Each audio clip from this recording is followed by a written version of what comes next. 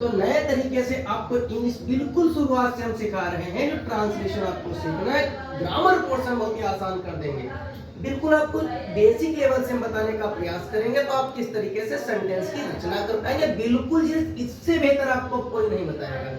जैसे चीजों को आप समझना चाहते हैं, जिस तरीके से आप करना चाहते हैं, ऑब्जर्वेशन आपका क्या है, आप लिसन कितना करते हैं, लिसनिंग कैपेसिटी आपकी क्या, किस तरीके से आप सुनते हैं, तो वो सारी चीजें यहाँ पर आपको आज बताने वाला हूँ। जैसे मैं बता दूं, सबसे पहले बहुत से बच्चों को यहाँ पर तो ये नहीं पता, जैसे मैं को हम लोग बोलते हैं आई, क्या बोलेंगे, आई। उसी तरीके से तुम या आप को हम लोग इंग्लिश की अगर बात करें तो यू, क्या बोलेंगे, यू। उसी तरीके से वाई को यू होता है। हम को अगर बोलेंगे प्रदर्शित करना है अपने इंग्लिश में, तो हम लोग वी से प्रदर्शित करते हैं। उसी तरीके से दे जो होता है, दे को हम बात करें, सॉरी, इसको हिंदी में वे कहते हैं। और वे का एक और मीनिंग होता है दोज, क्या होता है, दोज। लेकिन ये संकेतवाचक सर्वनाम है, इसका यूज अलग तरीके से होता है। उसी तरीके से हम बात करें वह, अगर जेंडर यहाँ पे पुरुष है तो आप बोलेंगे ही, अगर यहाँ पे जेंडर जो फीमेल है तो आप बोलेंगे शी, अगर कोई जानवर है तो उसके लिए आप इट का प्रयोग करेंगे। और वह एक संकेतवाचक सर्वनाम भी है, जिसको हम दैट से भी प्रदर्शित करते हैं, यानी हम अंग्रेजी में बोलते या लिखते हैं। तो यानी ये चीज आपको क्लियर होनी चाहिए। तो उसके बाद हम हो गया, तुम हो गया, वे हो गए। तो चीजों को ये समझिए, बाकी जो नेमिंग वर्ड होते हैं उसके बारे में हम बात करेंगे। ये सारी चीजें आपको जाननी पड़ेंगी। तो जैसे मैंने बोला मैं घर में हूँ, मैं घर में हूँ, तो इसको अंग्रेजी में आप किस तरीके से बात करेंगे। तो सबसे पहले कौन घर में है, तो आप बोलेंगे मैं को बोलेंगे आई।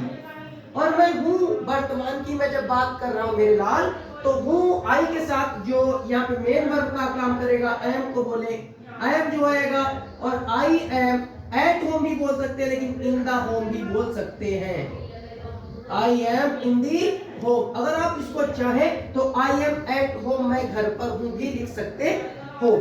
उसी तरीके से तुम स्कूल में हो, कहाँ भैया, तुम स्कूल में, तो आप इसको बोलेंगे तो यू, और यू के साथ आता है हो, यानी वर्ब रहेगी, यू के साथ आर आता है। यू आर, तुम हो कहाँ, in the school, in the school, full stop हो गया। दीपक यहाँ है, अच्छा दीपक यहाँ है, सुनैना भी यहाँ है, तो इसको कैसे बोलेंगे, यानी नेमिंग वर्ड है तो यहाँ पे दीपक, और जो नेमिंग वर्ड होता है उसके साथ जो हेल्पिंग वर्ब आएगी यहाँ पर, यानी मेन वर्ब भी है, इज आएगा हियर। इसको और भी तरीके से हम बना सकते थे, हियर से भी बना सकते, लेकिन आप शुरुआत से सीख रहे हैं तो सीखिएगा। मेरा दोस्त बहादुर है, तो क्या, कौन बहादुर है, my friend, my friend is brave. इतना क्लियर हुआ। अगर इतना क्लियर हुआ है तो आप यहां से थोड़ा और समझने का प्रयास करिएगा, क्या है वो देखेंगे हम लोग। इसके बाद अगर हम बात करें यहां पर आर की जगह पे अगर मैं लिखूंगा, तो यहाँ पे पास्ट में अगर मैं इसको ले जाने का प्रयास करूं तो क्या रहेगा, जैसे मोहित चालाक था, ठीक है, तुम मेरे दोस्त थे। ध्यान से देखना, मोहित चालाक था, तो आप क्या बोलेंगे, मोहित, और जब थे यानी काम हो चुका है, पहले भूतकाल की बात है, तो आप थे के लिए वाज का यूज करेंगे। मोहित वाज क्लेवर, या कनिंग भी आप कह सकते हैं, क्लेवर।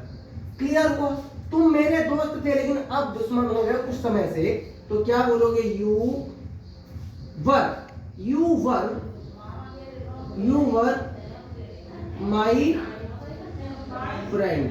क्या इतना क्लियर हुआ। जैसा कि इसी तरीके से अगर आप चाहते हैं कि आपको सिखाया जाए, तो वीडियो को लाइक करिए, शेयर करिए, कमेंट करिए, सपोर्ट करिए। मिलते हैं अगले वीडियो में।